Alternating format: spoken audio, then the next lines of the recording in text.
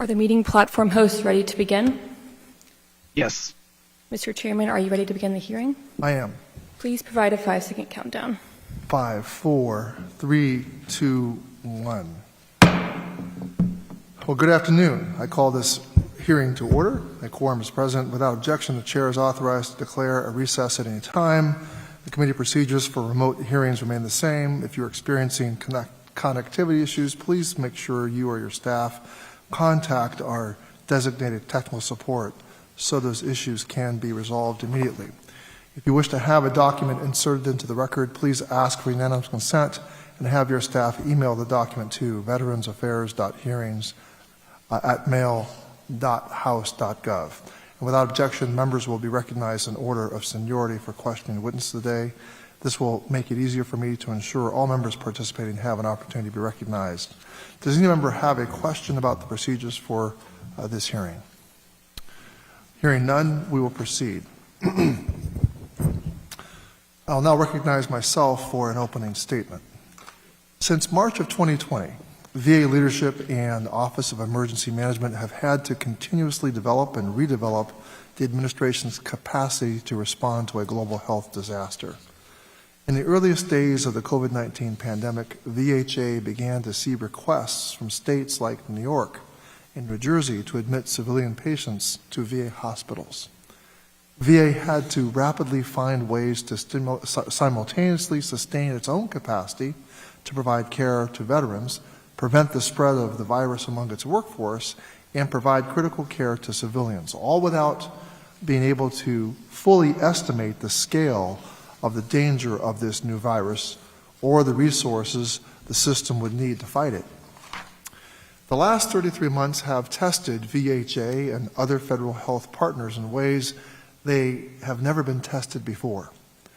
With a majority elderly patient population, an aged infrastructure, an overworked and underpaid workforce, and an obligation to support the federal disaster response, VHA has delivered the performance of its lifetime. We have seen dozens of private healthcare systems effectively buckle and shrink under the strain of public health emergencies and natural disasters, workforce shortages, and infrastructure challenges. VHA has largely been able to avoid this, continuing to deliver the highest quality care to veterans. Now, that alone would have been a major accomplishment. But VHA also fulfilled its role as the backstop to the American healthcare system, providing assistance to nearly every state and territory and dozens of tribal nations.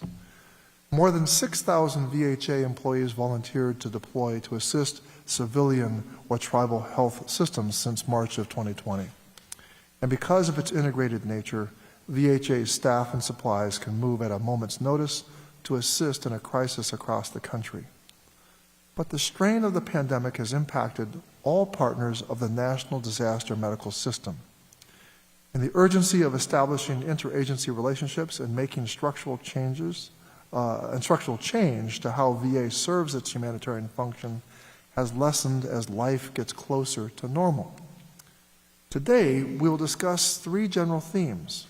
1, what went right and what went wrong in that first year. Second, what longer-term problems, be they the structure of the 4th mission in VA or interagency partnerships across health systems, were put on the list of things we need to address when there's time. And is now that time? And third, what does VHA itself and VHA as a partner in the National Response Framework still have left to do to prepare and respond to the next public health emergency? Now, we're incredibly lucky to have with us 2 of the most knowledgeable authorities on managing a health system in a public health crisis. Dr. Richard Stone, former executive in charge of the Veterans Health Administration, and joining us remotely, Dr. Paul Kim, former executive director of VHA's Office of Emergency Management. On our second panel, we have several current public servants, many of whom were at VHA and IHS throughout the pandemic. Dr. Stephen Lieberman is VHA's Deputy Undersecretary for Health. Accompanied by Ms. Tammy Sarnecki, is VHA's Deputy Assistant Undersecretary for Health for Operations. Dr. Jane Kim is VHA's Executive Director for Preventative Medicine. And Ms. Carla Boyce is VA's Executive Director for the Office of Operations, Security, and Preparedness. And Dr. Rosalind So is the Director of the Indian Health Service. I'd like to note that both FEMA and HHS were invited to participate in today's hearing. Both declined. And given the role they played in the pandemic, we are extremely disappointed they didn't want to be part of today's discussion. I want to thank you, Ranking Member Bost, thank you for your accommodating our schedule today. It was last minute, and I realize it was inconvenient. And I want to thank all of our witnesses as well. And I want to recognize you for your opening remarks. Thank you, Mr. Chairman. Well, good afternoon, everyone. You know, I look forward to hearing about how VA met the requirements for the fourth mission, a mission that can mean the difference between life and death when our nation is facing a public health emergency or natural disaster. As the largest healthcare system in the U.S., VA has a responsibility to not only care for veterans, but to also assist in the federal response efforts in emergencies and disasters.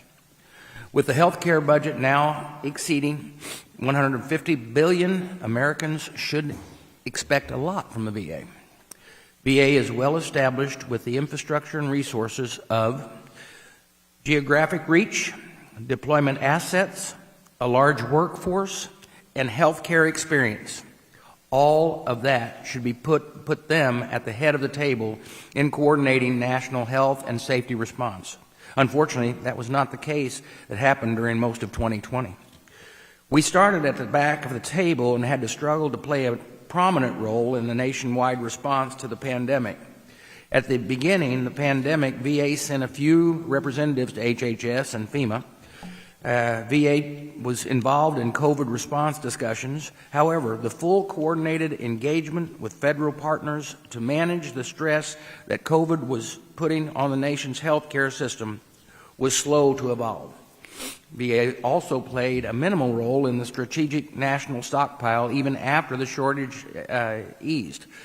The Biden administration tasked these agencies with a supply chain strategy for future pandemics over a year ago, and I'm still waiting to see what changes have been implemented. While if or when another viral outbreak may happen cannot be predicted, we do know with some certainty that VA's fourth mission capabilities will continue to be needed during the natural disaster. Now, I look forward to hearing more about the VA's coordinating operations in communities and devastated by the recent hurricanes and wildfires and around the country. Now, I welcome back Dr. Stone and Dr. Kim to our first panel, and I'm certain they will offer some valuable lessons learned and recommendations. I am also, as the chairman said, I'm very disappointed that the VA, that FEMA and HHS chose not to send a representative to the second panel. So much of VA is able to respond depends on the coordination with them. Government silos do not serve anyone well, especially during an emergency or disaster. And with that, Mr. Chairman, I yield back. Thank you, Ranking Member. I now call up and recognize our first witness panel. Dr. Richard Stone, former Executive Director in charge of Veterans Health Administration, U.S. Department of Veterans Affairs. Dr. Paul Kim, former Executive Director, Office of Emergency Management, Veterans Health Administration, U.S. Department of Veterans Affairs. I want to thank you all for being here, and I'll remind you to pause for 2 to 3 seconds before speaking and answering questions. Dr. Stone, what a pleasure it is to see you. You're no stranger to this committee, and I thank you for being here and welcome you back. You are recognized for 5 minutes to present your testimony. Mr. Chairman, Ranking Member Bost, members of the committee, thank you for the opportunity to discuss the lessons that we learned as we led the Veterans Health Administration through the initial 18 months of the COVID-19 pandemic. We welcome the opportunity to support the ongoing bipartisan work of this committee as it considers how best to prepare for the next public health challenge. The opinions that we express today are our own. They do not necessarily reflect the opinions of our current or our former employers. We are here as private citizens who care deeply about our nation and its ability to handle crises. Let me begin by recognizing the extraordinary heroism of the employees of the VHA. Since the beginning of the pandemic, these outstanding men and women have been at the bedside of millions of veterans and have consistently volunteered to serve non-veterans severely infected with the COVID-19 virus. Their contributions have saved countless lives and demonstrated the remarkable skills VHA employees possess in the care of critically ill patients. Each one is a hero, and I appreciate you joining me in honoring them. I want to highlight 3 specific challenges that we as leaders faced in the pandemic, broadly defined as interagency coordination, supply chain risk, and the management of state veterans' homes. We recommend that this committee, and frankly all of government, consider changes in these areas as America prepares for future public health challenges. The National Security Act of 1947 established the current security structure that responds to threats against the American people. And this was followed in 2012 by the Biodefense Act that ordered the creation of a national biodefense plan and created actually a position on the NSC for biodefense expertise. Unfortunately, this change did not create the unified governance structure that is needed to facilitate an agile federal response to public health threats, resulting in substantial challenges in the delivery of federal health support to overwhelmed private sector health systems. We recommend that interagency governance of health emergencies be fundamentally re-examined in order to ensure there is a rapid, unified, and agile federal response to the provision of much-needed support to communities. Second, profound risk exists within America's medical supply chain. This partially occurred during the pandemic due to the significant amount of non-U.S. manufactured consumable and pharmaceutical products necessary to deliver healthcare support during this emergency. The lack of a robust domestic manufacturing base for these products constitutes, in our view, a fundamental national security risk and should be addressed.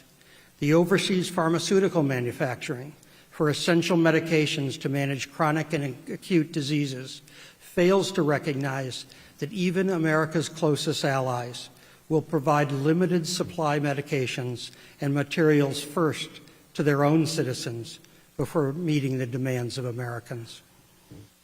There is a model for mitigation of this risk. Congress created the DoD War Stopper program to ensure a domestic industrial base for essential materials used primarily in war, after recognizing material shortages following the 1991 Gulf War. Similar models of manufacturing and material stockage are possible for both PPE and pharmaceuticals that will protect Americans from future crises. Finally, we strongly recommend that this committee re-examine the authorities that VA possesses to correct operational and safety deficiencies identified in state-run veteran nursing facilities, where more than 25,000 veterans reside. VHA funds and inspects these facilities, and during the pandemic, these veterans were our most vulnerable. The lack of adequate staffing, infection control protocols, and available consumable supplies resulted in the deaths of many veterans in these state-owned and operated facilities. The VHA found itself supporting many of these locations because of our expertise in both elder care and infection control. The authorities that VHA possesses to make operational changes within these facilities needs to be re-examined. I will end with a note of thanks. When I left the VHA in July of 2021, I was encouraged to memorialize the leadership challenge that we faced responding to what is now recognized as the most lethal pandemic in more than 100 years. I wrote and released a book this past fall which provides substantial detail to the recommendations I have made in this statement, as well as attempting to tell some of the stories of the heroes of VHA. I specifically note in the book the bipartisan work of this committee and its leadership, and its professional staff that was so essential to our success.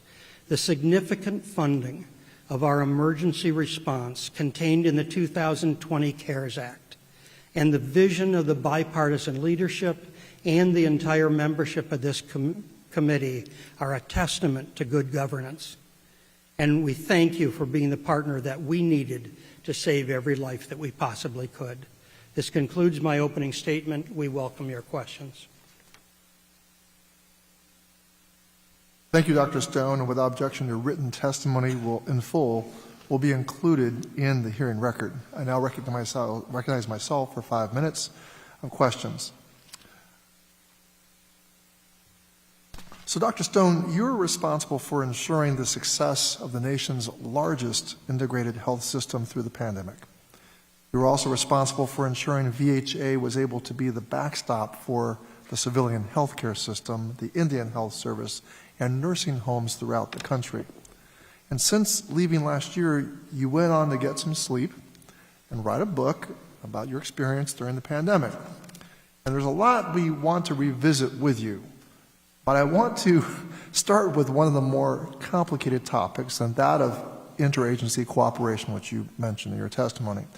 You have discussed many of the times that you've had concerns about DoD's capacity to help civilians. These concerns started early in 2020 when VA was assisting DoD to quarantine cruise ship passengers. I don't know if you remember that. Later in the VA COVID response report from October 2020, you were quoted as saying, quote, DoD regards VA coupled with FEMA contract support as the primary healthcare response options for a national or regional public health emergency, end quote. Can you speak more to these concerns and what role you believe VA should have in national or regional public health emergencies? The VHA is an extraordinary system with about 24,000 beds, 8,000 of which are acute care. The role of becoming a backstop to the American healthcare system, supporting 1 million beds nationally and 6,600 hospitals nationally as a backstop is a daunting task. It is well beyond what one single system can do, and therefore unifying the federal agencies in a unified response is absolutely necessary. The DoD is about 1/3 of size of a healthcare system of what VA possesses. Therefore, the two systems working cooperatively together is absolutely necessary. I do not in any way suggest in that statement that there should be preeminence of one over the other.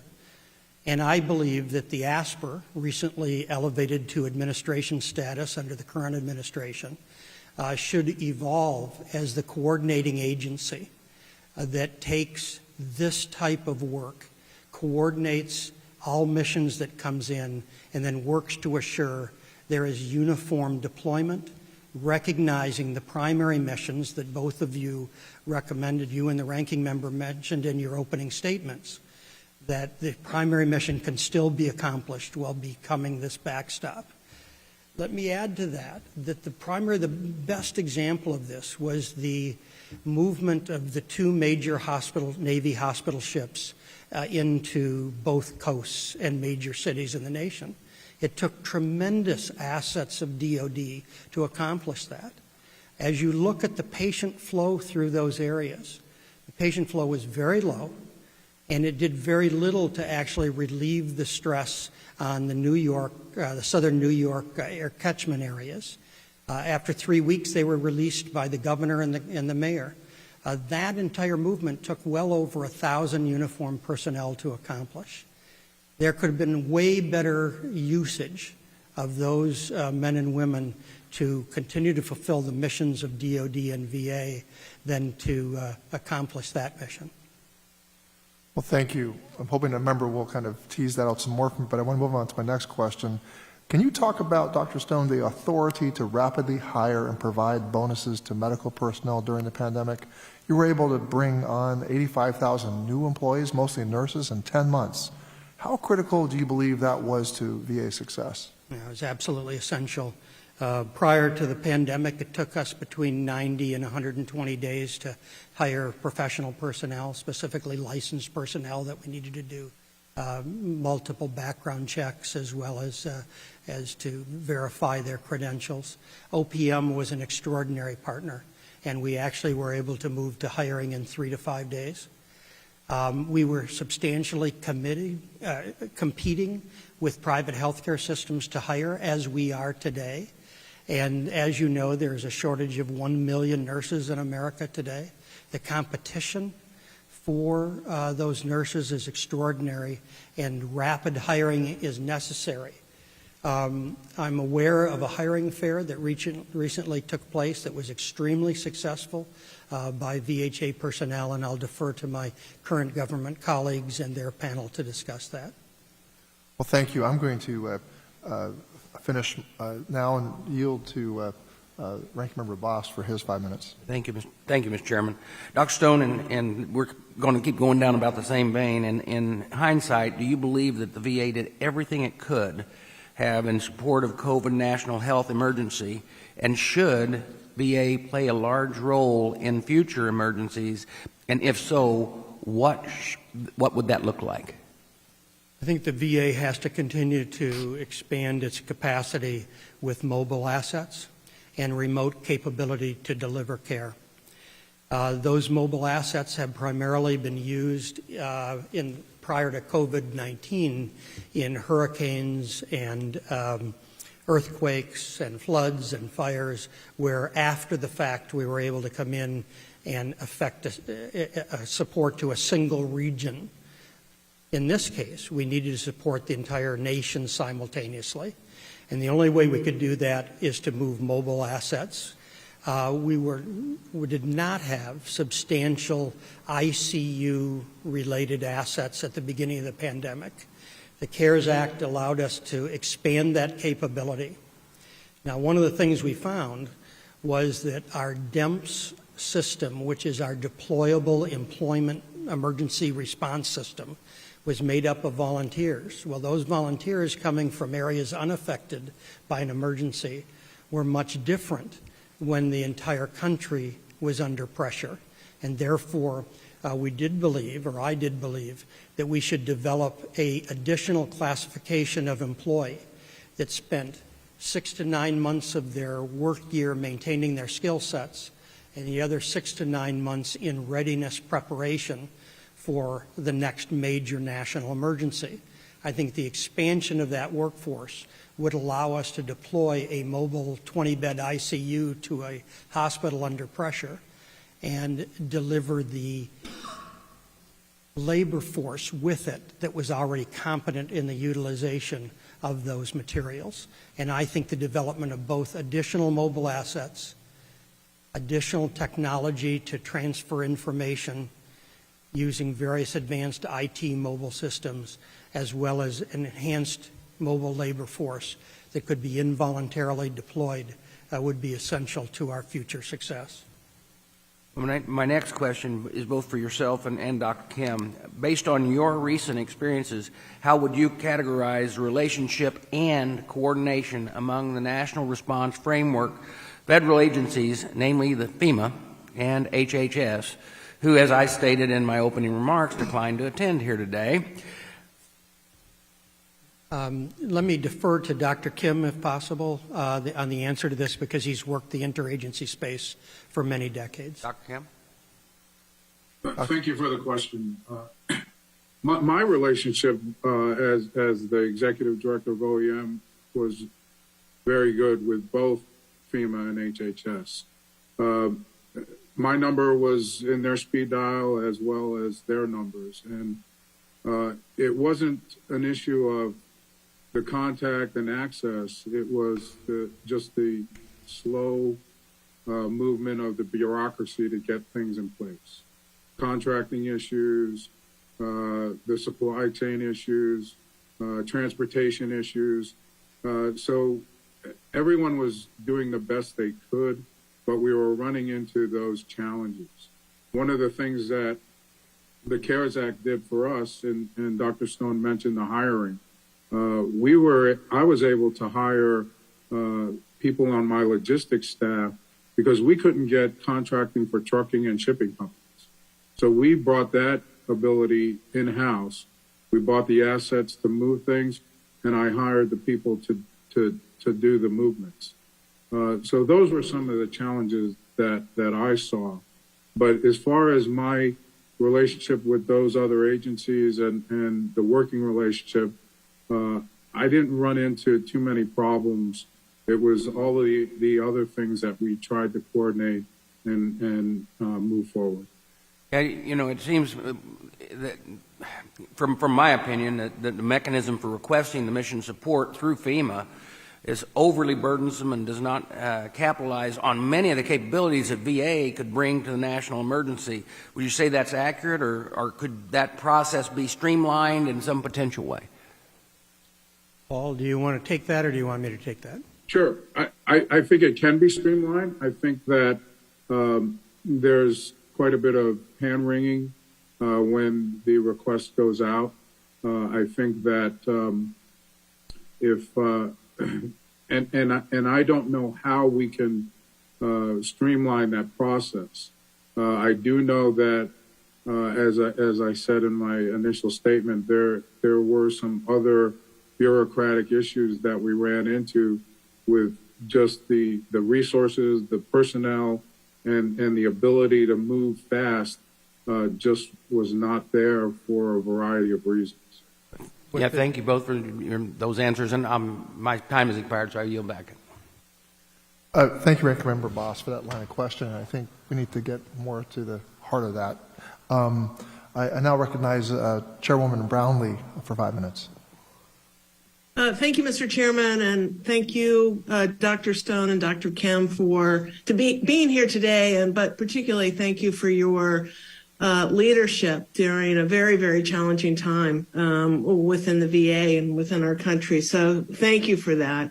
I wanted to talk a little bit about the state of veteran homes, and Dr. Stone, you mentioned that as one area of concern, and it sounds like, you know, state veteran homes have a standard that they are supposed to meet, and the VA is sort of responsible for overseeing that they're meeting that standard, but yet they have no mechanism really to do any kind of enforcement. And there was a GAO study that found that between 2019 and 2021, there was a significant increase in both the number and severity of deficiencies cited by the VA at state veterans' homes. So you talked about needing additional authorities. Could you detail what you mean by additional authorities? First and foremost, our responsibility when reviewing these homes would be to protect the safety of veterans and their spouses, often, that are confined to those facilities. There is no ability under current law, specifically VHA is precluded from assuming operational control even when safety violations are found. All we can do is recommend to the state what needs to be corrected and then come back and reinspect. Now, you can stop admitting new veterans, but that doesn't protect the veterans that are housed within those facilities. It is our recommendation, I'm specifically speaking for Dr. Kim and myself, our recommendation that additional authorities are given to VHA to assume operational control during emergent situations when there is not time to protect patient safety. The model of care in most of those nursing homes is very similar to what we found in civilian or commercial nursing homes, which are mainly staffed by nursing assistants, not professional nurses. The difference in a VHA nursing home is twofold. Number one, the presence of the professional nurse, and the professional nurse's ability to be at the bedside with robust understanding of infection control and disease process control. Number two, the co-location of VA extended care facilities with acute care facilities so that we could bring in infection control experts and elder care experts at much higher levels than we found in virtually any commercial nursing home in the nation. This different model resulted in dramatically lower death rates in VHA-owned facilities versus state-owned facilities. That ability to assume operational control, Congresswoman Brownlee, is the key and the centerpiece. Now, I do not in any way presume that VHA or recommend that VHA should own these facilities. There is a proud relationship between states and their veterans, and that should continue and should be encouraged. But the ability to protect safety must be taken first. If you had had that authority during the pandemic, do you think you would have saved lives? I am hesitant to say that we could have saved lives depending on when we got in. But I think that if we had corrected deficiencies at an earlier state, we could have protected veterans from the ultimate outcome. And so I would have to agree with your statement. Going back to this, I only have a little bit of time, but this interagency coordination, I'm just curious whether, I'm not sure I'm using the proper description, but have you done a mock trial with the other agencies, or did you ever do sort of a mock trial with the other agencies preparing for that coordination in anticipation of a national disaster? So there's two authorities under which this operates. The first is ESF 8, Emergency Support Function 8, which is the medical response to the federal government during an emergency. Underneath ESF 8 is the NDMS system, the National Defense Medical Response System. That is a system that grew up at a different time in American medicine. And the NDMS system needs a fundamental review of how functional it still is. There is well over 6,000 commercial participants in the NDMS system. I think there is substantial coordination going on today in the DoD system, and I know in the VA system, to try to understand how much of a partner can commercial systems actually be in the NDMS as it exists today. And I would strongly recommend a review of NDMS as we think about a way forward in the national response. Thank you for that, and Mr. Chairman, I yield back. Thank you, Ms. Brownlee. I thought your questions were really getting to the point of what we needed to examine here, so thank you. I want to now recognize Mr. Lamb for 5 minutes. Thank you, Mr. Chairman, and thank you, Dr. Stone, for coming back to us. You've spent a lot of your life in government service, particularly providing health care for active duty soldiers and veterans.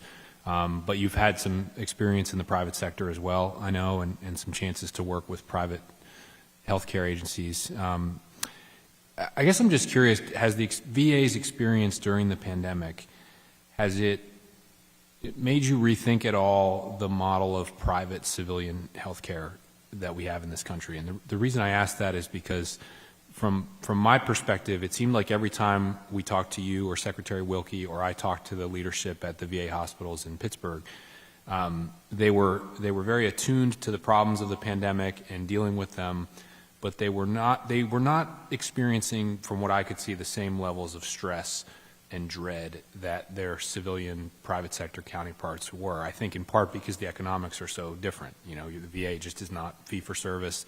You knew that we were going to keep appropriating funds.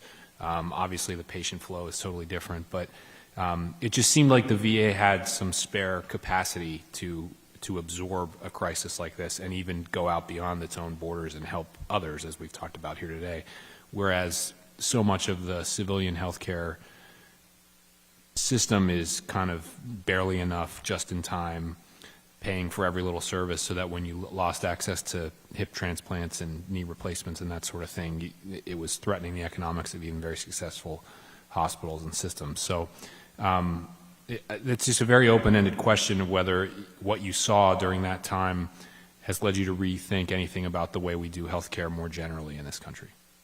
Congressman, a really well-run healthcare system runs at 85 to 90% capacity.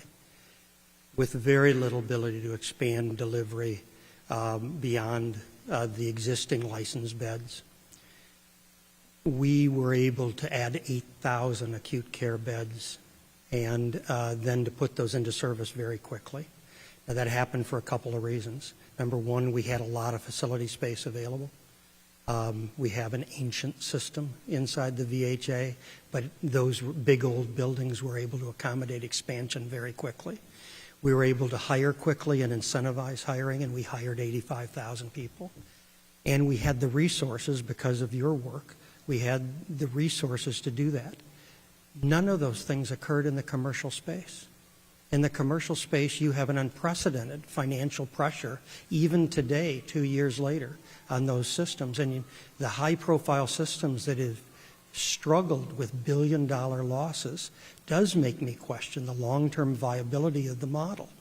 The model of just-in-time, if we are going to view the VHA, which I strongly recommend as the backstop to the American healthcare system, it has to have the redundancy built into it and the resources to do rapid expansion. Now, we started the pandemic just like a commercial system with about an 85% occupancy rate of our beds. We had very little capacity, but we recognized very quickly that our critical care expertise, which is extraordinary, had to be extended to the commercial marketplace, and that's why we moved forward in that manner. It is not a surprise to you that I view the VHA system as the finest healthcare system in the nation and a model for the rest of the nation. Now, as I say that, that doesn't mean we don't have challenges, but it has made me rethink the capacity of this system to absorb and what we must protect. It's one of the reasons that I believe we cannot retreat back to our corners after this pandemic gets over with. If we do that and fail to learn the lessons, fail to force the dialogue that can occur from this level between the agencies, shame on us if we get to that point. We must continue to force these agencies to talk to each other and to think about what the future should look like. No, I agree with you completely, and I commend you for the work that you did during that very hard and trying time. And I just think it seems like even if we funded and executed the expansion of this part of VA's mission perfectly, we would still have so far to go. I mean, 8,000 beds is great, but it's in the scope of a national emergency. There is just so much more that we need to do. So I appreciate your thoughts, and again, for coming in. Mr. Chairman, I yield back. Thank you, Mr. Lamb. That was truly a fascinating question and a fascinating response. A lot of food for thought here. Mr. Mervan, you're recognized for 5 minutes. Thank you, Chairman Takano and Ranking Member Bost, for putting this committee. Dr. Stone, in your testimony, you discuss an idea for strengthening this country's pharmaceutical supply chain resiliency by modeling after the DoD's War Stopper program. The DoD's War Reserve Management or War Stopper program mandated the formation of a program to create a domestic industrial base for essential materials used primarily in wartime. Your idea is the same base should be established for essential pharmaceuticals, nearly all of which are manufactured abroad. If you could tell me a little bit more about the vulnerabilities you think we face and how such a program would work. Top 110 drugs used in this country are manufactured other places besides the United States. You have two choices. You can work to bring pharmaceutical manufacturing back into the United States to assure its availability for Americans, or you can develop a warm base, which the War Stopper program does for things like nerve agents that aren't used except in wartime. And by managing that base actively and funding a amount of manufacturing necessary to provide the surge capacity of the pharmaceutical industry in this country, you could accomplish the same sort of thing. So I think there's two tracks that could be taken in this. To move manufacturing completely into the United States would be a very difficult process, partially because the APIs, the root chemicals that go into pharmaceuticals, are not manufactured or mined in this country either. And so this is a very complex response. I do find, having been in the military during the 1991 war, I do find that Congress's response to the shortages of that, the Gulf War, provided an extraordinary strengthening of our readiness for reserve materials, and I think it is a model that should be examined. You also suggest a public health crisis simulation exercise regularly conducted by the ASPR to ensure coordinated patient care between federal, tribal, and commercial delivery networks. My understanding is that as part of the National Disaster Medical System, VA already participates in such simulations. Are you suggesting they don't or they do not enough? It's not enough. It's not enough, sir.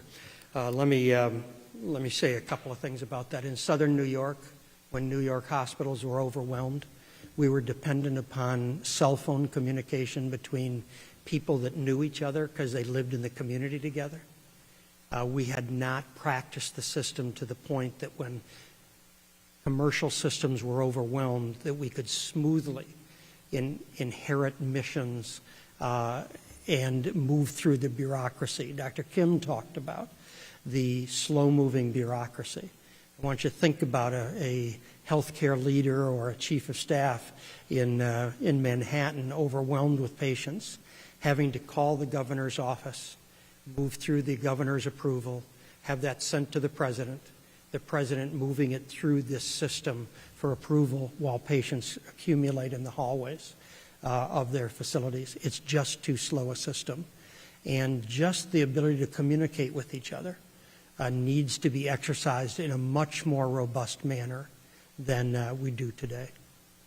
As a point of clarity for me, the tabletop exercises, who's responsible for the exercise and the execution of them? I think ESF 8 falls under the HHS and the ASPR's office. And the VA falls underneath that? VA would come into that portion of response as a contributor of assets to that, yes. Also, in your book, you suggest Congress should mandate the expansion of the ESF 8 function to enhance care coordination. Can you tell us a little bit what that function doesn't do now that an expansion would accomplish? ESF 8 acknowledges in its opening that delivery of health care in America is done by commercial health care systems and therefore does not comment on that. It spends almost its entirety on the emergency transportation. It can supply amazing numbers of ambulances to move patients, but depends on the delivery of health care in the commercial space. Also spends a lot of time talking about supply chain as well as mortuary affairs. It's my view that ESF 8 needs to be re-examined in light of this once-in-a-100-year pandemic. And you need to take a look at how you force coordination. Now, is it part of that NDMS system?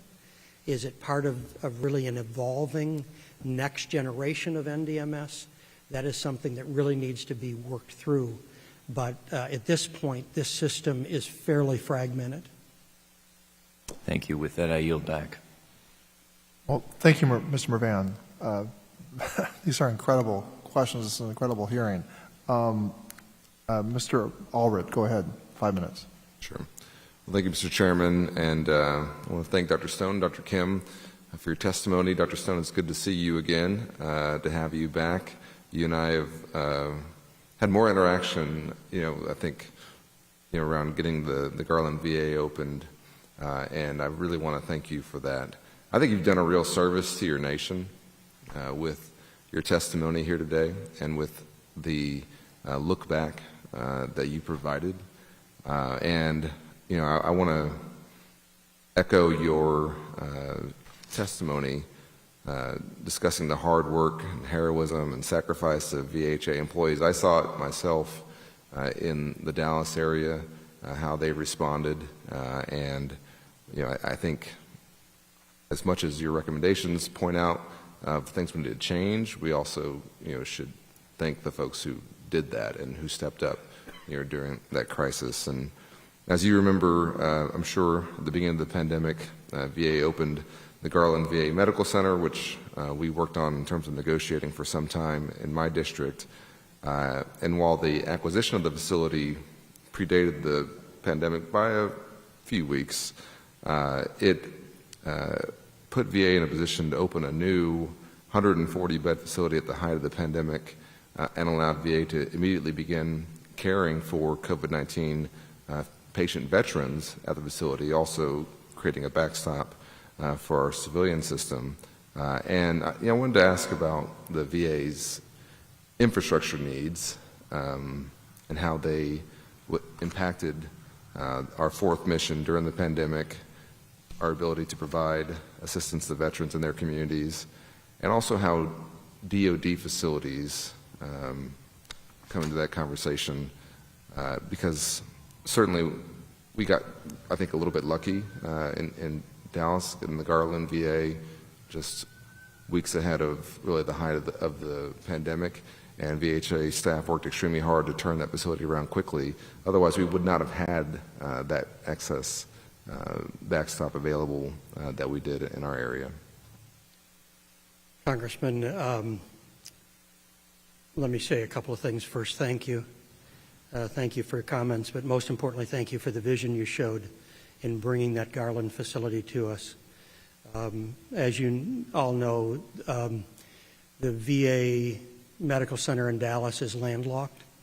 It has no ability to expand and is frankly too busy to take down pieces of the facility and figure out a way to expand it or to modernize it. The presence of the Garland facility, which really came to be mostly because of your hard work and your diligence in bringing that together, so thank you on behalf of all veterans, was a perfect example of what's wrong with our infrastructure. We're landlocked in many areas, we've got old facilities, and we need the flexibility of adding additional space. Now that hospital, even though it's a 1960s era hospital, gave us the perfect ability in an area of Dallas that we were growing rapidly in, and gave us well over 100 beds that we could expand into during the pandemic. It made that entire Dallas market, when it was challenged by COVID, we were able to respond without the need to move additional mobile assets into it. And all I can do is say thank you. I think it's the perfect example of a public-private partnership. Saved the United States government and the American taxpayer extraordinary amounts of capital. My view was $500 million in capital that was saved, and it's an asset now that's in extraordinary use. So thank you for your support of that. Well, thank you. We couldn't have done it without you and your office. Y'all had to figure out how to put some square pegs in round holes. I only have a little bit of time left, but I was interested to see that VA was left out of, at the beginning of the pandemic, VA was left out of most interagency work groups. It was not a part of the COVID-19 task force. Now, some of that changed. DOD was, though, I think, a part of some of those early interagency groups. In your recommendations, is that addressed in your recommendations around how to use the former ASPR coordinating administration, or would that still be an issue, or do you think we've learned that lesson now that VA will be at the table?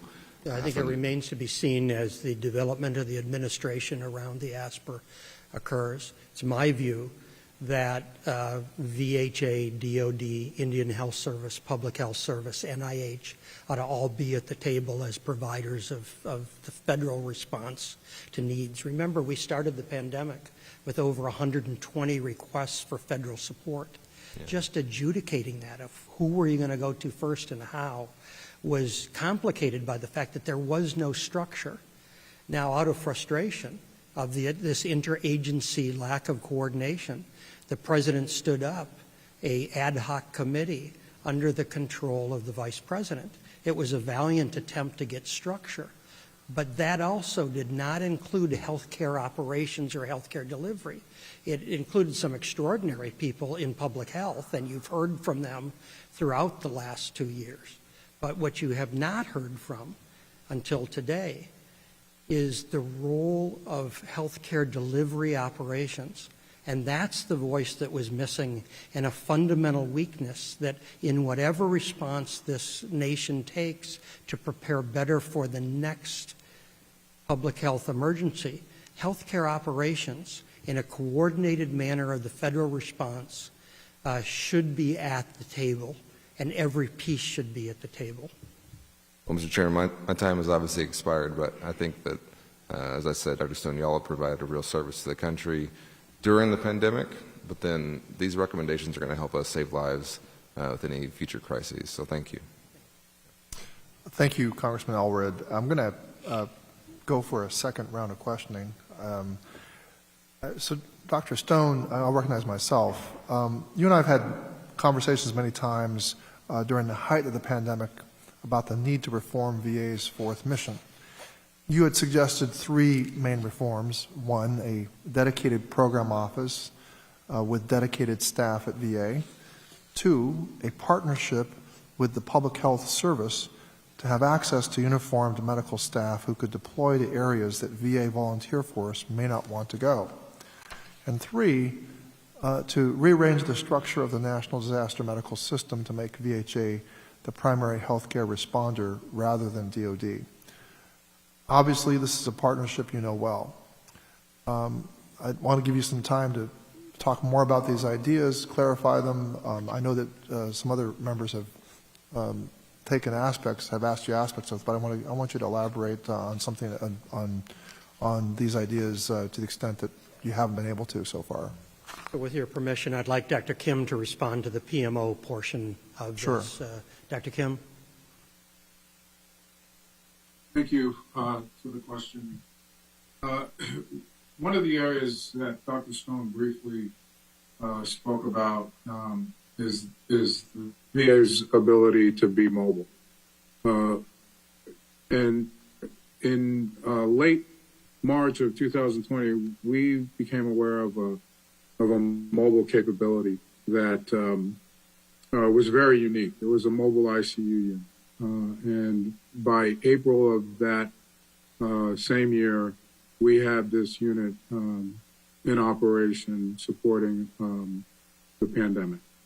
And this unit has been a game changer. When I briefed Dr. Stone about this unit, we both agreed that this would help us and change the trajectory of the pandemic for us because of the lack of ICU beds. We have since, because of the success of that unit, VHA has purchased 3 other like units.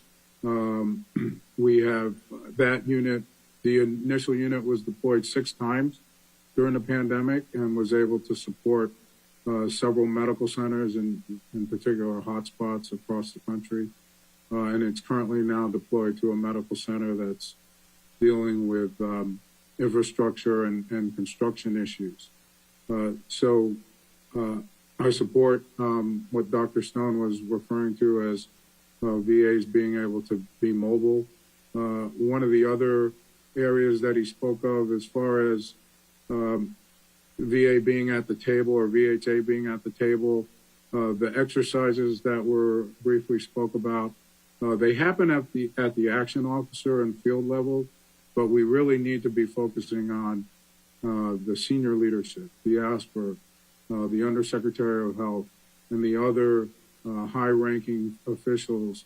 They need to be at the table during these exercises to coordinate and to see how these things operate and to see how what are the things that are preventing us from moving quickly and getting around those bureaucratic obstacles.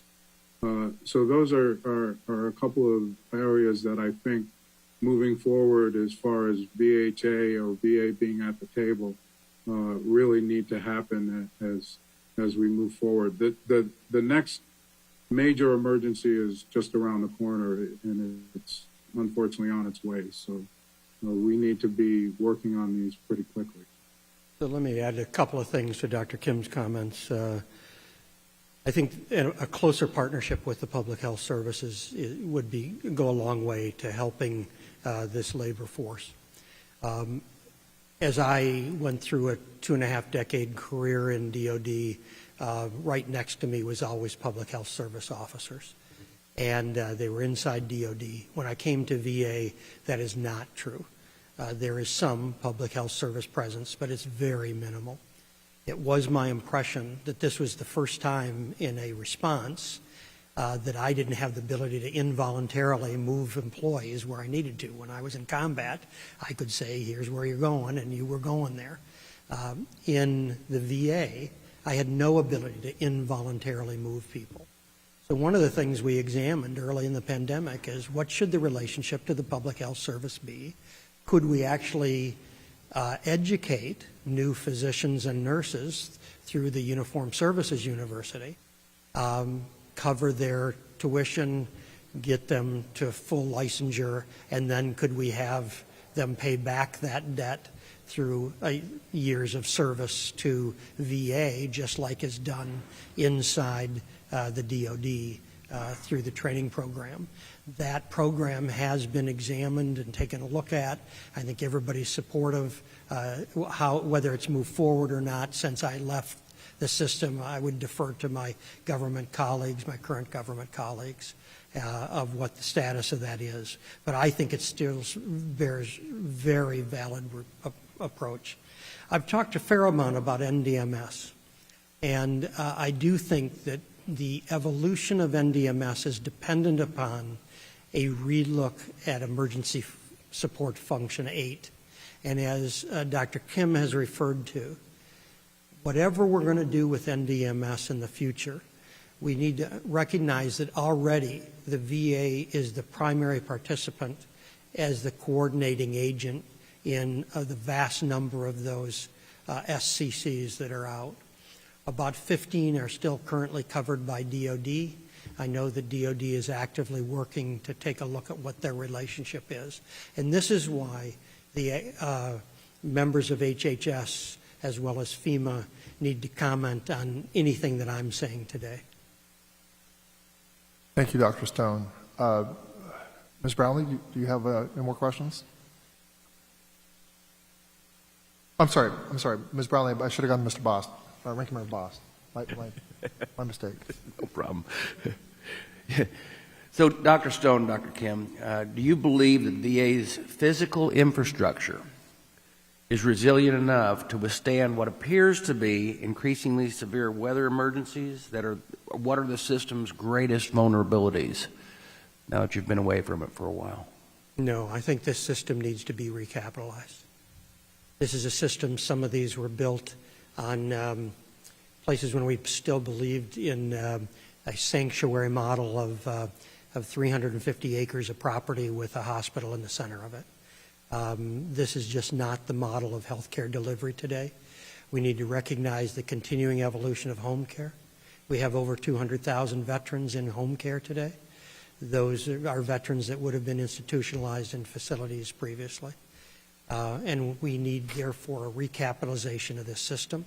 We also need to recognize that veterans are no longer in places that we need to re-examine. And I'm well aware of the evolution of the Air Commission, as well as the work done under the Mission Act, in which we took a look at what the requirements were of the system.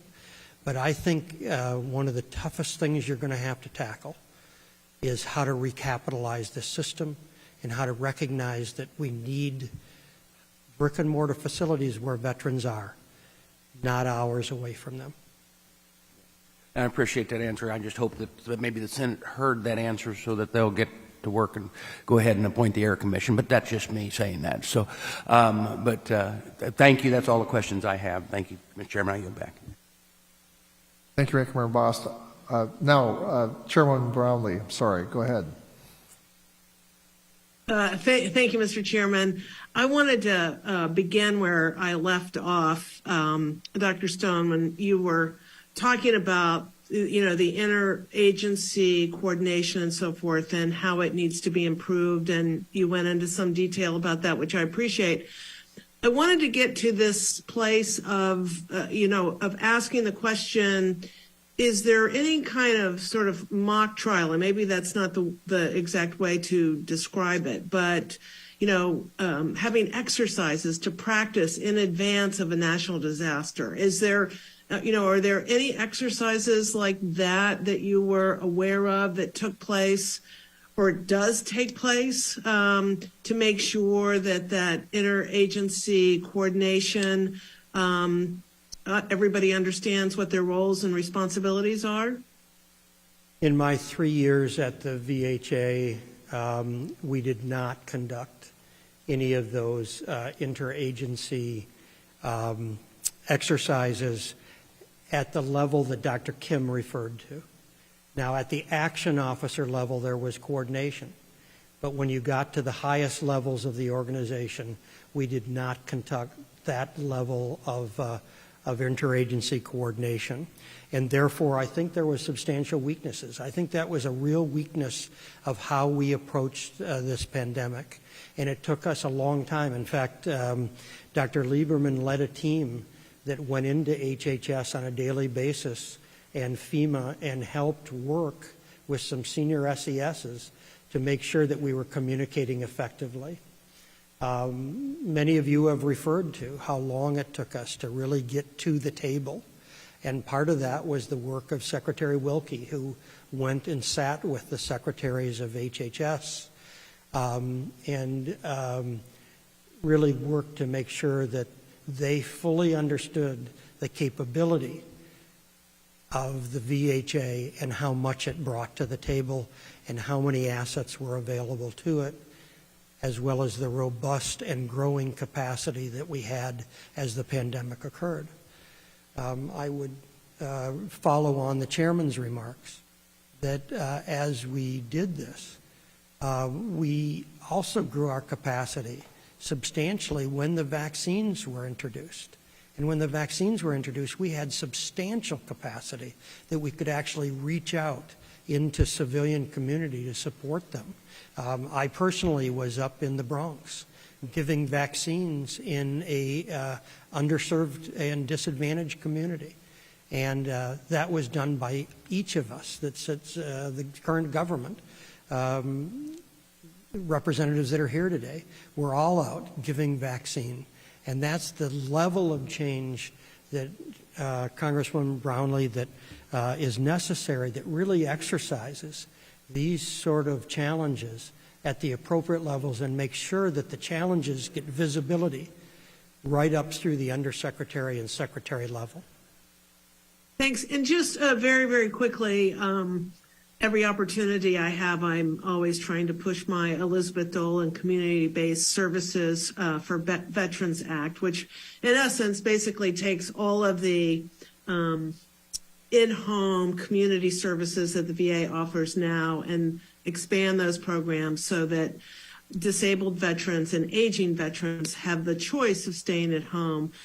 So if we had more veterans at home and not in institutionalized care, which still the ratio is still, I think currently now it's about 65% in institutional care of our older and disabled veterans. Do you think there would have the outcomes would have been better for our elderly during the pandemic if they had been at home? Yes. Yes. Remember that there's 8,000 veterans in VHA nursing homes, 25,000 in state homes. Then there is also the purchase of commercial home space. Those veterans in their homes is better. I don't think it takes very long for you and I to figure out that at the point that you need to make a decision on where I go, I want to stay at home as long as I can be at home. And all of us would answer the same way. As a doctor, you believe that the health outcomes are better for veterans if they are at home versus institutionalized care? I think they are better. With some exceptions. There comes a point when families can no longer care for people with cognitive decline, when an elderly spouse and family members just can't do it anymore. And there is an appropriate role for institutionalization. But I think institutionalization should recognize the fact that there is substantial ability to deliver enhanced care at home, and the VHA has done an extraordinary job under the programs that you've mandated that has allowed the continued growth in the number of veterans receiving those services at home and therefore having prolonged stays at home with their family members. Thank you, Dr. Stone. My time is over. I appreciate you being here. And Mr. Chairman, I yield back. Thank you, Chairman Brownlee, and I think it's totally appropriate that you keep promoting your bill. That's a very important policy that we need to continue to push.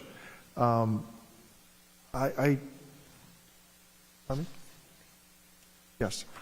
So, Dr. Stone, thank you so much for sharing your insights with us. No, yes. So I do want to excuse you. I want to continue reading your book and to internalize everything that you have, the wisdom you've had to share. And we thank you for coming today and braving traffic and starting a few hours late. But thank you so much. Thank you. I now would like to move to our second panel. And I got to get to the page where we have the second panel.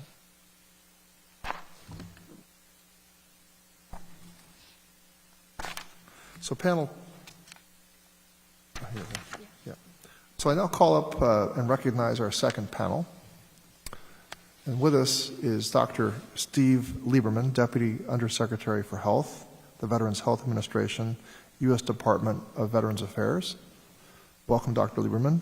Accompanied by Ms. Tammy Zarnecki, Deputy Assistant Undersecretary for Health for Operations, and Dr. Jane Kim, Executive Director for Preventative Medicine, and Ms. Carla Boyce, Executive Director, Operations, Security, and Preparedness, and Ms. Rosalind So, Director of the Indian Health Service, U.S. Department of Health and Human Services. So I want to thank you all for being here. I know that you made it across town in rush hour traffic, and I thank you for that. I'll remind you all to pause for 2 to 3 seconds before speaking and answering questions. Now we'll begin.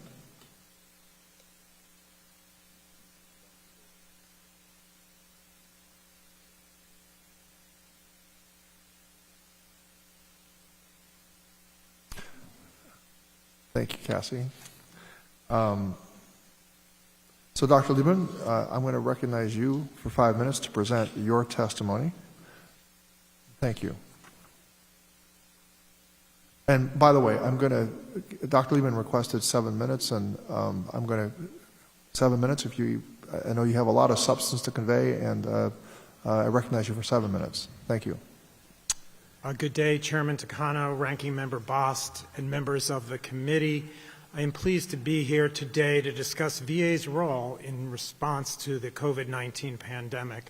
I am accompanied today by Ms. Tammy Zarnecki, Deputy Assistant Undersecretary for Health for Operations, Dr. Jane Kim, Executive Director of Preventive Medicine, and Ms. Carla Boyce, Executive Director, Emergency Management and Resilience.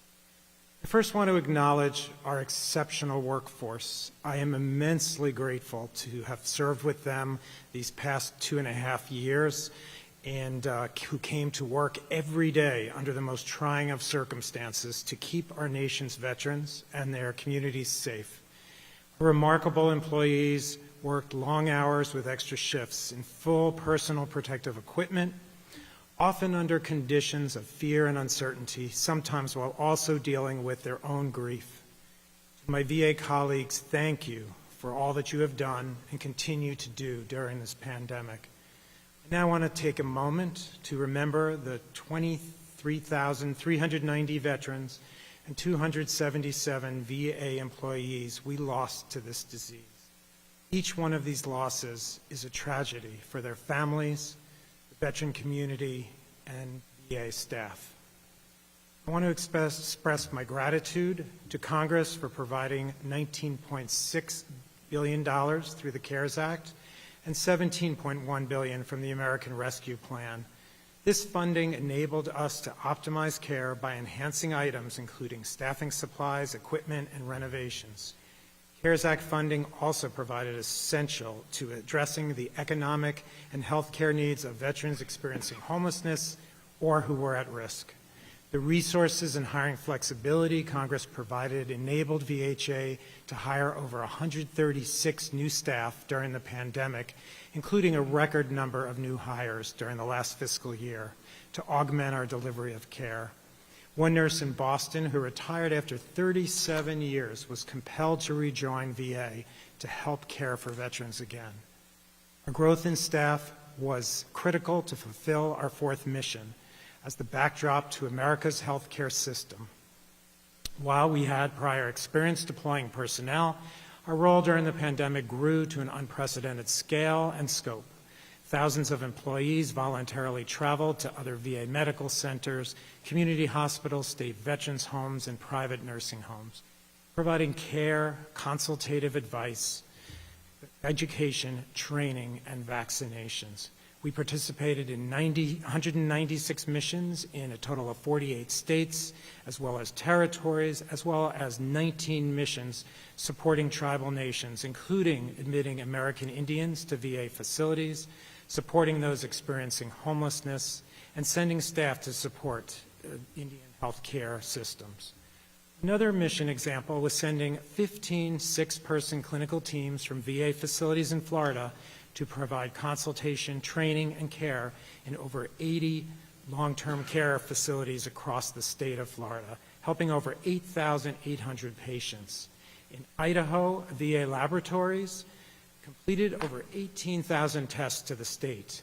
We also admitted almost 700 non-veteran patients to VA facilities to help decompress outside hospitals overwhelmed by COVID-19. We expanded our telehealth capacity quickly and delivered over 22 million video visits to veterans over the past 3 years, an increase of 3,000% since before the pandemic. We also fully vaccinated more than 4.2 million veterans, with over 2.2 million veterans receiving additional vaccine doses. Our staff understood the importance of providing these life-saving vaccines, like the Tampa VA nurses, who kept administering vaccines in the parking lot after a fire alarm had cleared the building. We've also done an amazing amount of research on COVID-19. Starting in January 1, 2021, over the ensuing next 19 months, we published over 1,300 COVID-related research publications. We also collaborated with DoD on the natural history of those having COVID. For 2 years, we've worked with NIH on COVID-19 therapeutic interventions and vaccine trials, also partnered with BARDA to obtain insight onto COVID treatments, and 39 VA facilities joined one or more of 7 large-scale COVID-19 therapeutic and vaccine trials. VA was among the first in the nation to establish long COVID programs. In August of 2022, we publicly released our whole system approach to long COVID, which identifies common symptoms and conditions and provides management recommendations for this terrible syndrome. During the pandemic, VA's Office of Information Technology supported Veterans Cares using ARP and CARES funding for additional medical devices, computers, tablets, mobile devices, software, and technical services. For example, San Diego VA adapted video technology in the intensive care unit to allow patients to better communicate with their care teams. Protecting our workforce and supporting their well-being has remained of the utmost importance to us. The pandemic aggravated the long-term healthcare industry challenge of burnout and exhaustion. In response, we initiated a system-wide endeavor called Reboot to address burnout and promote well-being among our employees. In conclusion, VA has committed to providing high-quality benefits and care to veterans during these unprecedented times. VA's success is directly attributed to our employees' dedication and commitment to veterans. The extraordinary efforts of our frontline staff continue to inspire me. This includes 2 Iowa City VA social workers who worked to ensure a veteran in their care could have a final conversation virtually with his wife. Thank you, Mr. Chairman, and all of the members of this committee for your continued support that has been essential to serving veterans during these challenging times. My colleagues and I are prepared to address any questions you may have.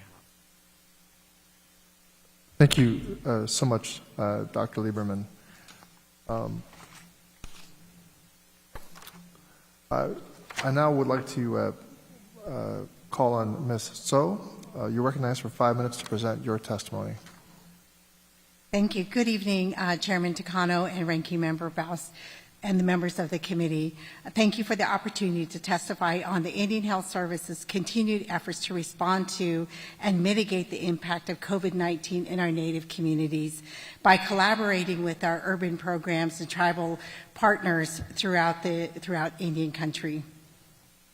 We also want to elaborate on the very productive and responsive efforts to the COVID-19 pandemic with the Veterans Affairs. I know that we are late in time, so I'm going to get right to it. Since the start of the pandemic, IHS has worked closely with our tribal partners and our urban organizations and state, public, and other federal entities, including the Veterans Administration, to combat the COVID-19 pandemic. Our number one priority has been and continues to be the safe care to our patients in the Indian Health Service and all through Indian country.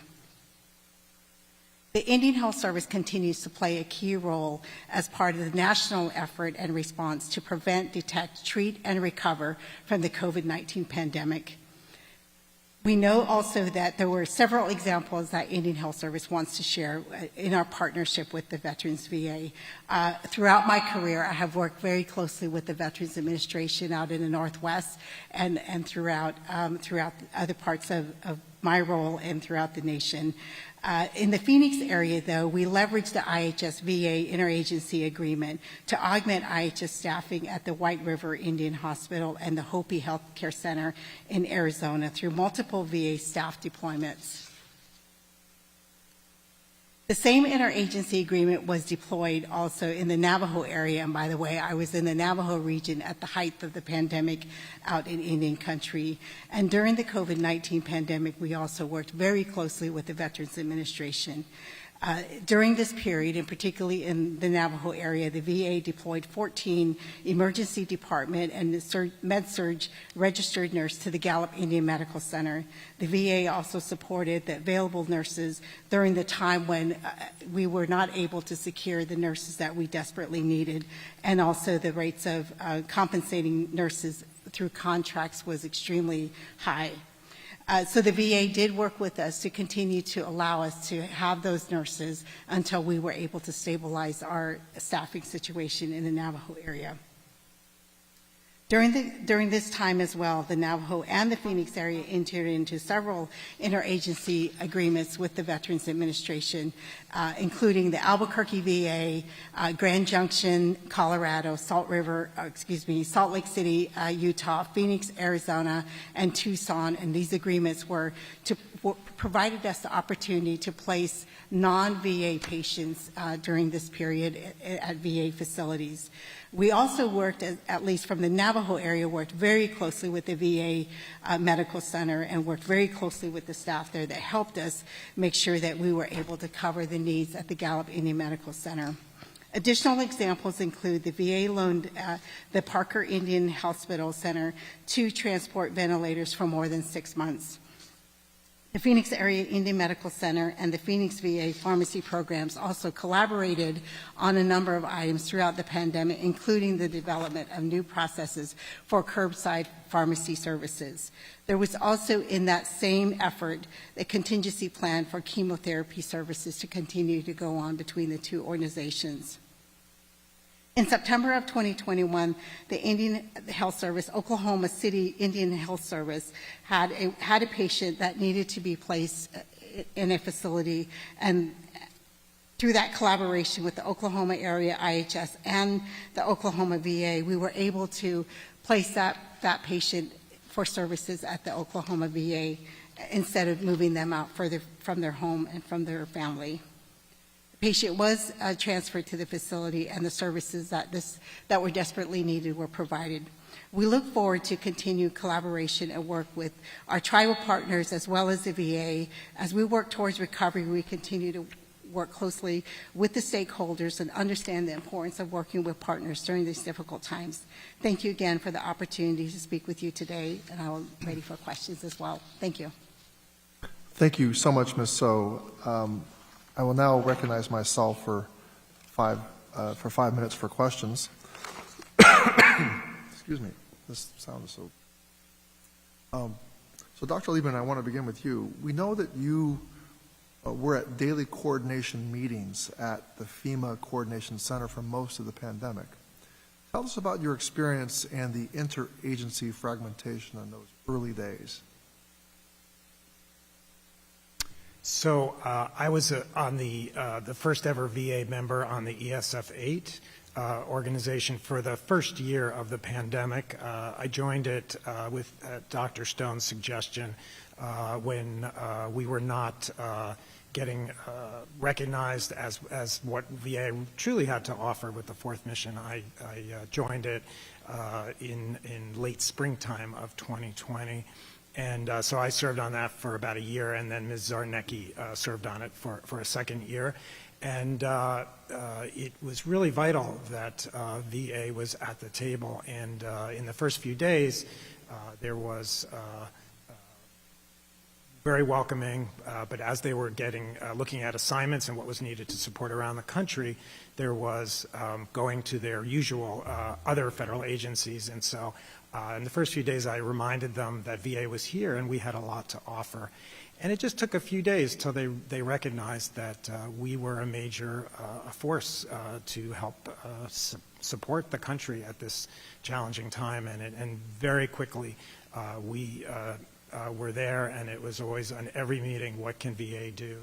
Or I would volunteer what VA could do. And we met 7 days a week for a long time in those early challenging days of the pandemic. But it was a very collaborative work.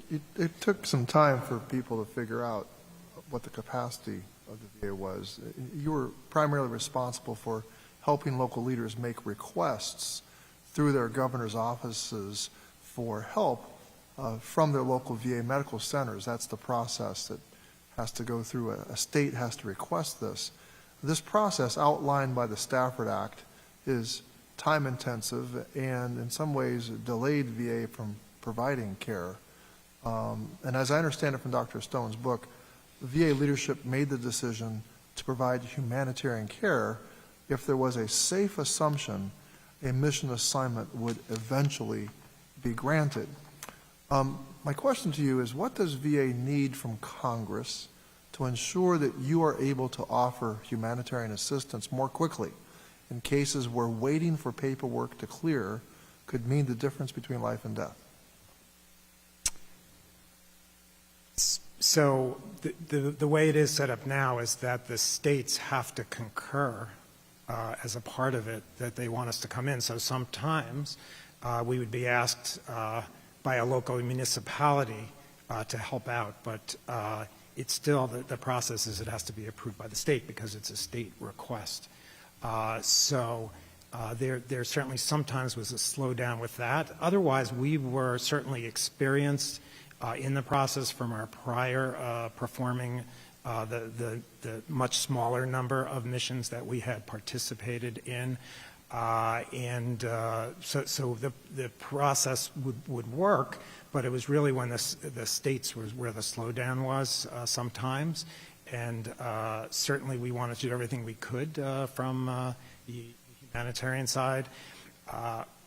Certainly we can come talk to you, sir, and other members of Congress to think if there's a better way to do this. As I recall, Dr. Lieberman, so this paperwork kind of slowed down because there was concern, about whether FEMA would reimburse or where the payments would go if the process wasn't followed. And so sometimes, just on faith, you at VA just had to make a decision to move forward if you were just going to have to bet that it was going to work out in the end. So there was some element of risk. But there's also this element of the state having to be involved, and you're not being able to really work with the locals where the need was very clear, and that you needed to be nimble. So I hope that we can work together to figure out what reforms do need to be made so that we can avoid these delays or uncertainties in the future. Yeah, absolutely. I'd be happy to do that. And one of the things that we learned early, and that was the easiest to do, and that we always offered early on, is also if we could open up our beds as a part of this in VA facilities, where we usually had capacity and admit people while we were working on helping in other ways. So that was always an option that was on the table that the SF8 was quite familiar with. But be happy to work with you, all of you, on this. Thank you, Dr. Lieberman, and I share in your recognition of all the valiant work that your colleagues and all the VA employees did. They truly stepped up. Ranking Member Bost. Thank you, Mr. Chairman. Dr. Lieberman, how involved are you in discussions with National Response Network federal partners now? I would say a silver lining of one of the silver linings of the pandemic is that we have a much better relationship now than ever, and we are very involved. VA is now considered, whatever the topic is, we keep seeing that VA gets set, who's going to be the member from VA, and we are now even being asked to co-chair committees. We're co-chairing two HHS committees on long COVID. We are involved with White House committees. We are asked to give advice to the CDC. So I feel like we are in a much, much better place than we were just a few years ago. So you would say that the actions are being taken to strengthen VA's presence and planning the future responses to a level that we're being very wise in that? I think we can always do more and learn from our experiences and see how we can do better, and that is what we are doing. We just had a meeting with CDC leadership, Dr. Elnahal and myself, a couple weeks ago, to just talk about how can we further help each other and strengthen our relationship. So we're continuing to look at how do we improve these things. Wonderful. Ms. So, how can the VA better partner with your agency during public health emergencies, or, as we haven't really heard about, during natural disasters even? Again, my experience out in Navajo area, having a really good relationship with the Albuquerque area was very helpful. We knew each other. We were able to just pick up the phone and ask for and make those direct contacts ourselves out in Navajo. I don't think that was consistent throughout Indian country or other parts of Indian Health Service. So that's something that we want to work on now, is really working on that relationship building and really understanding what each other's responsibilities are, because there are some unique aspects of the Indian Health Service, and that's what we were able to do as well when we had these teams from the VA come to IHS. There was an opportunity to teach them to understand, some of the challenges that we deal with in Indian country, the water infrastructure issues, the distances that people have to travel, the remotenesses of our facilities and locations. So I think that's what I had heard from even the teams on the ground. We're very, very thankful for the opportunity to be in our space, if you will, and I think as we move forward, there's an opportunity to really train across both sides, so we better understand what the VA is doing as well, and the needs that they're providing to our veterans. Thank you. So do you believe that there is a good open line of communications now that you did not have before? I would speak again from my experience. I worked in the Portland area as well and worked very closely with the VA in Portland over the years, even as an Indian Health Service employee. It really had a good collaboration. It just so happened that the individual that was in Portland is now the visiting director that was over the Navajo region. So that was very, very helpful. But I think it is, for all of us, I think, I've already in my position in 2.5 months, I have met with the VA Tribal Advisory Team. I've been having many conversations with the VA staff on the Indian Health Service and the Tribal Veterans Program side for the VA. And that's been very helpful, just opening those doors and having those communications. I think we are in a much better place today than, in spite of the COVID and everything else, we are in a good place now to continue that relationship. Thank you. I just want to say thank you to all of you. We know it's been a rough 3 years plus, and for stepping forward. And with that, Mr. Chairman, I yield back. Thank you, Ranking Member Bost. Chairwoman Brownlee. Thank you, Mr. Chairman. And I, too, want to thank everyone for all the work that they have done, because it has been a tough 3 years. And we just appreciate it very, very much. I wanted to ask, you were talking about, interagency coordination now is better and, a silver lining from the pandemic. But what about coordination around some kind of other disaster? And I kind of feel as though we certainly have to prepare for another pandemic-like situation. But I think with the climate the way it is, the likelihood of a natural disaster is probably more likely, that will be the next disaster that the VA will have to face up. So I'm wondering, we're talking a lot about the pandemic, but I'm also worried about how we're kind of preparing for other types of disasters. So definitely, as you had been asking in the prior panel, tabletop exercises are one thing that are very important. We rehearse in the Veterans Health Administration. We did before the pandemic and have continued to look for that. The federal space has done some tabletops. I actually did participate in one prior to the pandemic with federal interagencies. There are some going on right now, but I agree that we need to keep preparing for different possibilities of what might go wrong. Tammy, do you have anything you want to add? Chairman Brownlee, in May, I actually participated in a live exercise in Puerto Rico. Where we did bring in all the federal partners as well as the state and did a coordinated response for hurricane. And we also did it in a COVID environment. So we exercised it as if the patients that we did not know whether or not the patients were coming from a COVID area.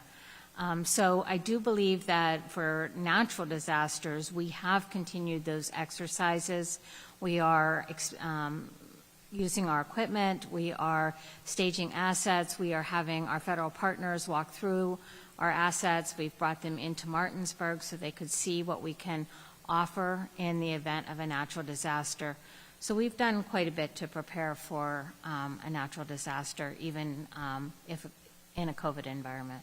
And we certainly have also had real-life experiences. We had some very serious hurricanes that the first summer of the pandemic, which we supported with missions and were very involved through the ESF-8 again. Same group of individuals were triaging both for the hurricane as well as for the pandemic at the same time.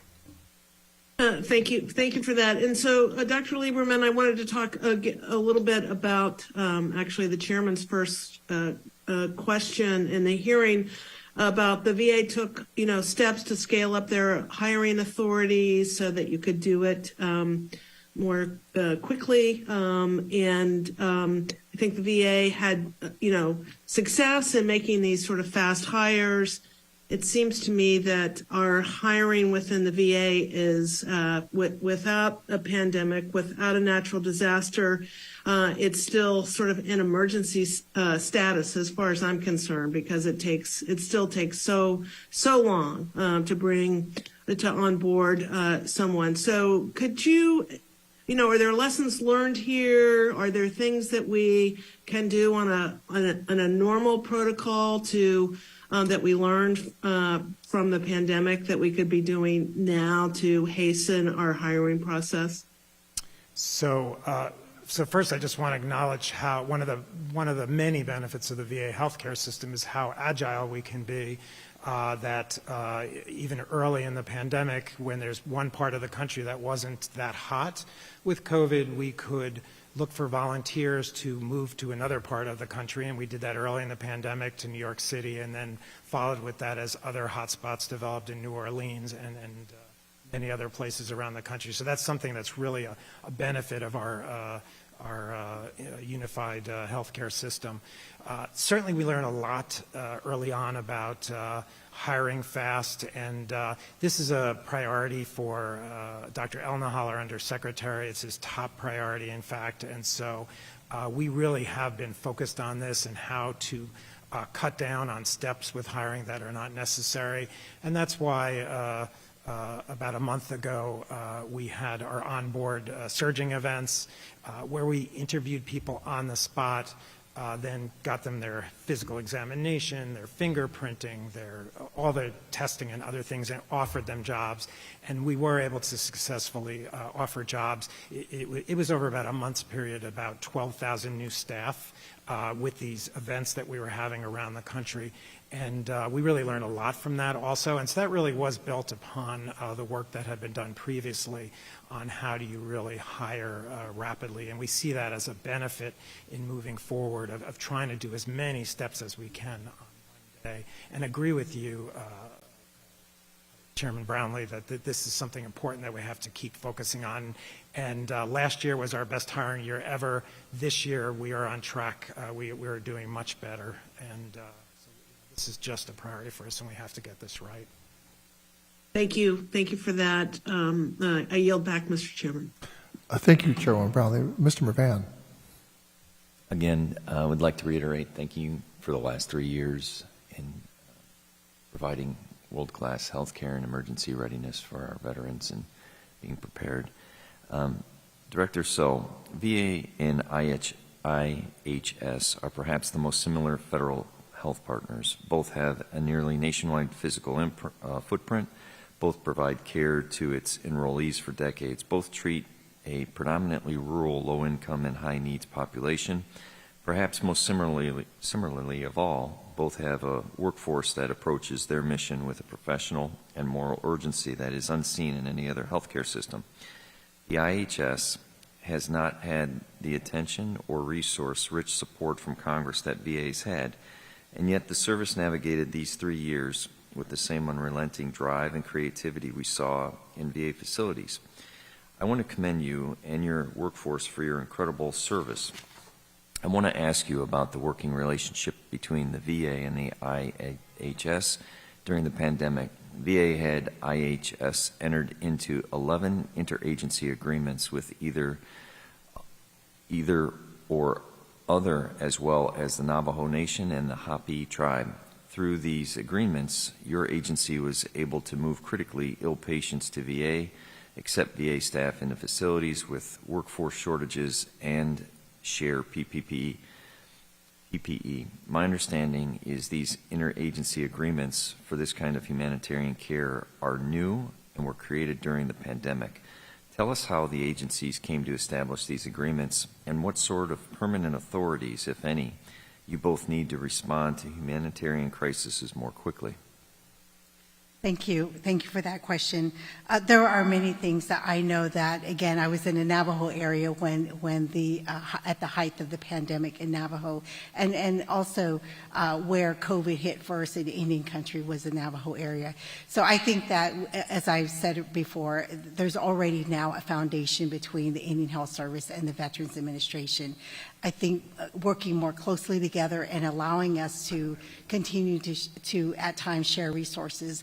We're even talking, again, the Secretary of the VA was out in the Gallup area on some other issues, and we're talking about it now, how about sharing facilities. And there are examples in the Navajo area where the VA staff are working inside the IHS facility already.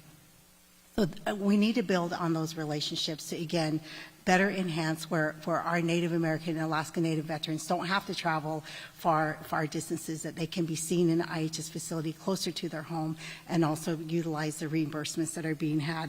I will also say that I think bringing parity to not just the funding, you know, the VA has advanced funding, IHS does not. So that's critical in making sure that there's some parity and equitability there because of the work that we both do. And then the other part is Title 38. Title 38 is fully available for provider salaries to the VA, and we're still trying to work on some parts of that for the Indian Health Service. So that, again, creates inequities because our staff sometimes just rotate, at least from Indian country, they rotate to the VA and then come back to Indian Health Service. So stabilizing that by having some equity and parity would really standardize the healthcare system for both entities. Thank you. Dr. Lieberman, I understand you sat in almost daily meetings at the HHS representing VA. These meetings were emergency support function number 8 meetings. ESF 8 is public health and medical services, the literal backstop to the civilian healthcare system. Given your experience, can you give us an overview of the ESF number 8 and the VHA's role in supporting it? I know you've talked about it, but expanding. I'd be happy to, and then Ms. Zarnecki may want to add also with her role. So we are there to help discuss the requests from the states, to discuss whether what kind of support we think is needed, and there is an opinion given by the members of that, so that's something that's reviewed, and then it's discussed who best should take on some of those missions. The VA was the go-to organization, particularly for the long-term care facility issues going on around the country, the nursing homes and the state veterans homes. And so whenever requests came in, we were always the go-to for that. But there was always discussion there on what the needs were for the country, what were the priorities, and how we could best meet them. Zarnecki, anything to add? No, I think you covered it. Additionally, we did add a employee into HHS so that we could work on that coordination, and that employee continues to work with HHS. And just a very quick follow-up. Can you explain how these mission assignments are assigned? What is the process FEMA goes through, and how does VA decide if it has the bandwidth to assist? I can help with that question. When the mission assignment comes in to FEMA, it comes through the state, goes into FEMA. FEMA then brings it to that council. There is a discussion about who would be best to meet that mission. And as Dr. Lieberman mentioned, a lot of times for community living centers or nursing homes, VA was seen as having that expertise. So whoever can meet that mission, then there is an ask of the agency to see if they can meet the mission. We bring it back internally. We determine whether or not we can meet the mission. We let FEMA know that we will take the assignment, and then we start to staff it. FEMA works on the paperwork. It goes through our general counsels and is. With that, I yield back. Thank you, Ranking Member. Thank you, Chairman Ravan. Doctor, I'm going to go for one more round, and I may be the only one to ask questions, but Dr. Lieberman, in last year's NDAA, there was an amendment that allowed the Assistant Secretary of Defense for Health Affairs to carry out a pilot with VA in 5 locations across the country to improve the interoperability and capacity of the National Disaster Medical System. The pilot is set to begin before the end of this fiscal year. Has DOD reached out yet to bring consultations on this pilot?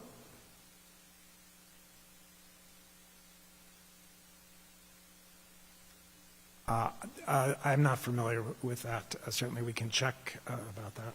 Okay. So your staff, there's been no outreach by DOD. Now, given the conversations we've had with VA over the last 2 years regarding disappointment in DOD and their perceived absence from the civilian response or lack of coordination with the VHA, do you think that a pilot of this nature might be better led by VHA? DOD was involved during the pandemic with the ESF-8, was involved with accepting missions. So just from my perspective, we were all busy battling the pandemic, and so different organizations would take different opportunities to cover the missions. Certainly we can take a look at this and discuss the best way forward. Yeah, I understand the caution, and I don't want to ask you to step on toes necessarily, but I think it'd be helpful to Congress to understand just how agencies behave, departments behave, because if we do need to look at who should lead, who's better, who's better by their nature better able to lead as far as the agency. I think we need to get some frank discussion about this. In the wake of disasters, one of the critical fourth mission roles the VA experts can play is supporting community mental health by sending mobile units and joining teams at disaster assistance centers like after the Pulse nightclub shooting or January 6th attack. Can you tell me what goes into the decision making and who ultimately makes the call on deploying mobile vet centers? Whenever there is a tragedy like you described, we err on helping out, and so we typically, on the day that it's happened, the leadership over the Readjustment Counseling Service, Michael Fisher, and the Undersecretary or myself have a conversation to discuss how we support it, but we believe that we need to be there. We believe that this typically will impact on veterans, and whenever we go to these locations, we provide help for veterans who sometimes find these episodes triggering for their own experiences, and so we try to help as much as we can in these situations. Thank you for that. Director, so, one of the real standout successes of the interagency work during this time during the time of the pandemic was the interaction between VHA and IHS. And VA leadership, from what we understand, found those interactions successful. From your point of view, what was your experience or the experience of your staff? Thank you for that question. Without a doubt, we were grateful for the work that we have and the relationship that we have with the VA. Again, I lean on my role in Navajo area where it was seamless to be able to move patients from point A to point B, and also the paperwork and everything that needed to go with that for our non-veteran patients. I would again, and I just have to give a shout out to the VA and also the Indian Health Service staff for finding ways to make this work together. In the early stages, crafting those agreements was much easier than sort of the second go around. But when it worked well, it worked really well. There were a little bit of some confusion the second go around, meaning when those agreements expired, we had to up them again, and those took a little bit longer. But nonetheless, we know the value of those agreements and how we were able to use them to meet the needs for our patients. Yes. So, is there anything else more you would say that VA needs to do differently in these joint efforts that are specific to emergency responses? I think collectively, as a federal agency, federal government, that, just bringing down these barriers and working together more like we are doing now, I see that more now than I have ever in my career as a federal employee. So bringing those barriers down and really understanding what each entity can bring to the table, I think is going to help us moving forward. Well, thank you. Thank you for that. And with that, Ranking Member Boss, would you like to, any questions? Ready to close? Chairman Van, is there any questions you would like to ask any further? Frank? Okay. So Ranking Member, if you would like to make a closing statement. Yeah, thank you, Mr. Chairman. I would just want to thank you once again for the witnesses who are being here and sharing their experiences with the committee. And I look forward to working with everyone here to ensure VA is ready with the resources and involved when any of the nation's citizens, especially our veterans, are faced with national crisis. And with that, I yield back. Well, thank you, Ranking Member Boss. This completes the questioning for the panel. I should have said it before. I thank you, Ranking Member Bost. I thank you all for joining us today. We've had a very productive conversation. I do hope that I can work with the Ranking Member, who will be the chairman in the next, at least I think you'll be the next chairman, in the next cycle, in the next Congress, and that we can take some of the lessons that we've learned today and try to institutionalize them, institutionalize these changes. And I appreciate your willingness to engage with us on these complicated topics. This is certainly just the beginning. From what we covered today, it is clear there is really a lot to be done. All members will have 5 legislative days to revise and extend their remarks and include extraneous material. And again, thank you for appearing before us today, and this hearing is now adjourned.